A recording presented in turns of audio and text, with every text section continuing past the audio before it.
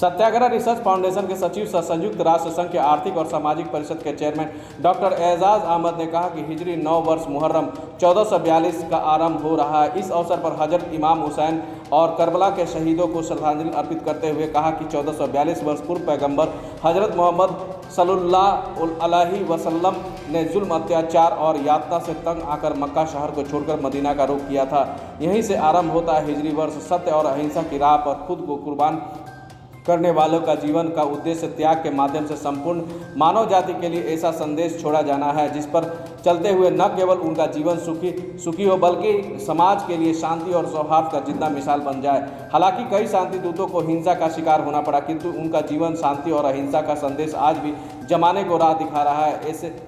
इस एतबार से हमारे बीच महात्मा गांधी सबसे अधिक प्रासंगिक हैं। भारत का इतिहास ऐसे महान शांति दूतों की श्रेणी में कई नाम रेखांकित करता है, इसलिए महात्मा गांधी का नाम सबसे ऊपर नजर आता है। राष्ट्रपिता महात्मा गांधी को सत्य, अहिंसा और आपसी प्रेम की प्रेरणा इमाम हुसैन और करबला के शहीदों से मिली थी। आज से लगभग 1400 वर्ष पहले पैगंबर हजरत मोहम्मद के नवासे इमाम हुसैन ने करबला की तपती धरती पर केवल 72 बहादुरों और सच्चे लोगों के साथ मिलकर जुल्म, अत्याचार के विरुद्ध मानव अधिकारों की जंग लड़नी पड़ी थी।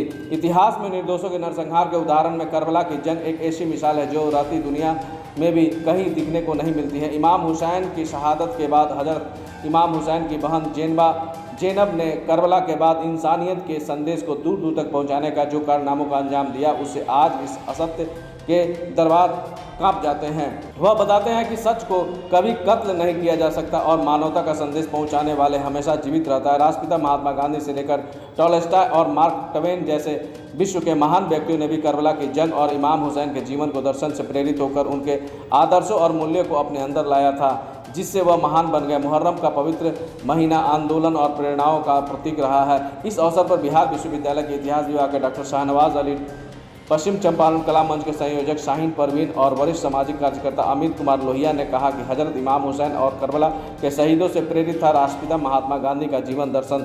सामाजिक कुरीतियों से मुक्ति, राष्ट्रीय एकता और अखंडता के संकल्पों के साथ एक हिजरी वर्ष का आरंभ करें ताकि भारत एक संपन्न विकसित राष्ट्र बन सके। पश्चिम चंपारण के बेतिया नगर पुलिस ने गुप्त सूचना के आधार पर नगर के मीना बाजार से बाइक सहित 3 लोगों को गिरफ्तार किया। पुलिस ने पूछताछ के बाद चोरी की बाइक के मामले में चनपटिया थाना में दर्ज कांड के उद्भेदन के लिए चनपटिया पुलिस को तीनों आरोपियों को सुपुर्द कर दिया।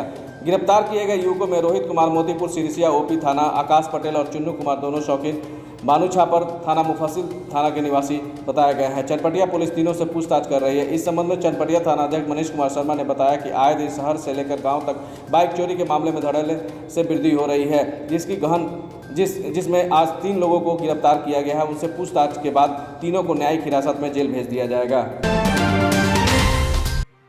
करताहा नदी में 3 दिन से डूबे व्यक्ति का मिला शव।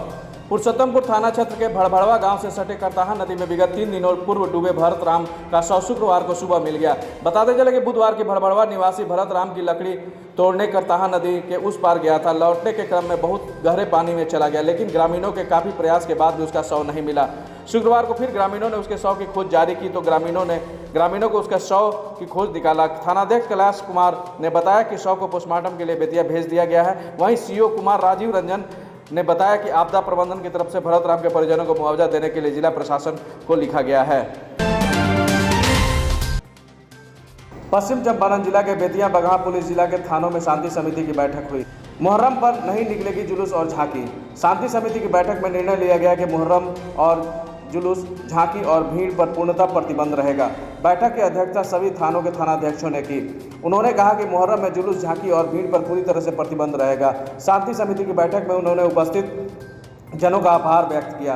गणेश चतुर्थी और पूजा पंडाल में कोई मूर्ति स्थापित नहीं की जाएगी। शोभा यात्रा में भी नहीं निकाली जाएगी। मुहर्रम में भी जुलूस और ताजिया की अनुमति नहीं दी गई है।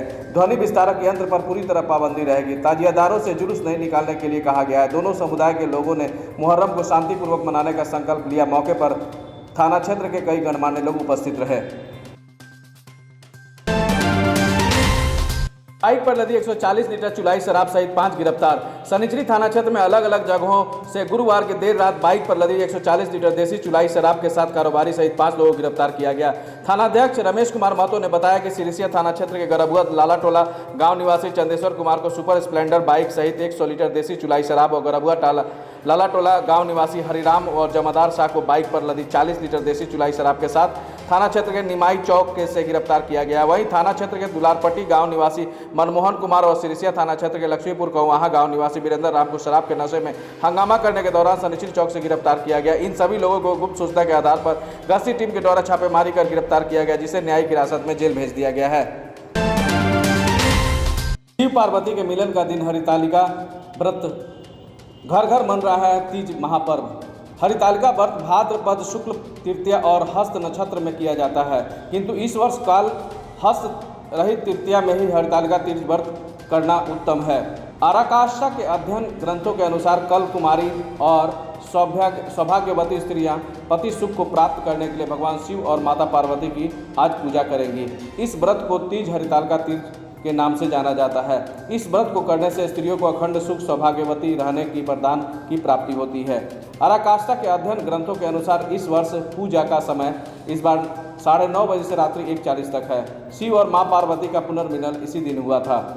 यह शिव पार्वती के मिलन का दिन है। हरितालिका तीज व्रत सुहागिनों के साथ साथ कुंवारी लड़कियां भी मनोनुकूल पति प्राप्त करने के लिए रख सकती हैं। माता पार्वती महादेव को अपना पति बनाना चाहती थी, इसलिए उसने कठिन तपस्या करके सर्वप्रथम तीज व्रत की थी।